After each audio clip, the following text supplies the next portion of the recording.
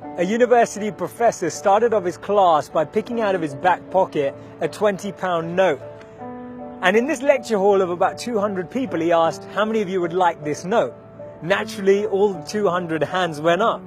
He said, interesting. He then said, before I let you have it, let me ask you this question. He took the note and folded it in half twice. And then he said, how many of you want this note? Still, 200 hands went up. Now he said, let me try something else. He took the note and he crumpled it. He said, how many of you want this note now? Still, 200 hands went up. Finally, he chucked the note on the floor. He screwed it with his shoe and crumpled it even more, picked it back up, now with dirt, and said, how many of you want this note? All 200 hands were still up. He said, today you've learnt an important lesson. No matter how much I crumpled that note, how much I scrunched it up, how many times it was trodden on, you still wanted it because it was still worth £20. In the same way that that £20 note held its value, so do you. No matter how many times life will tread on you, life will crumple you, life will scrunch you, and life will squeeze you, you will always keep your value, that spark within us all of bliss, knowledge, and eternity that exists. That spark will never be taken away. Our value is not created by the price of our clothes or our bank balance or the job title that we have. See, we should be building life and not just building our CVs. In the middle of 2009, he was the software engineer that no one wanted to hire. He had 12 years of experience at Yahoo, but he was rejected by Facebook and then rejected by Twitter. He'd been to a great university. He had a great CV. But he decided to team up with one of his alumni members at Yahoo and started to create an app and focus on the startup space. In 5 years' time, he sold that app for $19 billion to Facebook. Believe it or not, that was Brian Acton, the co-founder of WhatsApp. When he was rejected from Facebook, he said it was a great opportunity to connect with some fantastic people. I look forward to life's next adventure.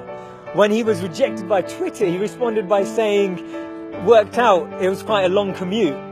It's so interesting to see that someone rejected from two of the top internet companies actually responded with humor and actually responded with positivity.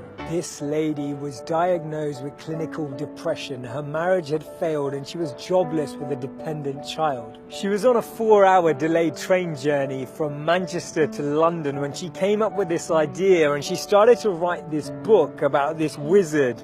And as she started writing, she then finished her manuscript, took it to 12 publishers and was rejected by all 12. Believe it or not, that's J.K. Rowling. This man watched his first company crumble. He was a Harvard University dropout and his first company's demo didn't even work. He went on to build Microsoft. His name's Bill Gates. Therefore, failure is just a sign that we need to widen our scope. We need to be ready and build ourselves up for the next level. Actually, what we end up achieving is far greater than what we'd envisioned for ourselves.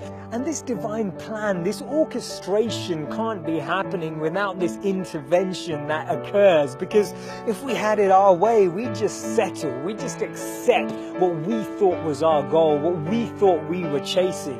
But actually, I've noticed that when you don't get that, later down the line, you look back and you reflect and realize that what you've gained is so much greater. Failures are only failures when we don't learn from them, because when we learn from them, they become lessons, and we actually extrapolate all of these teachings and actually get more insight into how we can improve the way we work and how we can actually drive with a different energy. The challenge we have is that we only talk about people's failures when they succeed, and that's why they become this taboo, or we feel like their failures never happened. We need to share these stories earlier. We need to bring out these stories and experiences on the journey so that people who are on the journey can actually follow in those footsteps. And that's why Steve Jobs said you can't connect the dots moving forward. You only can when you're looking backwards.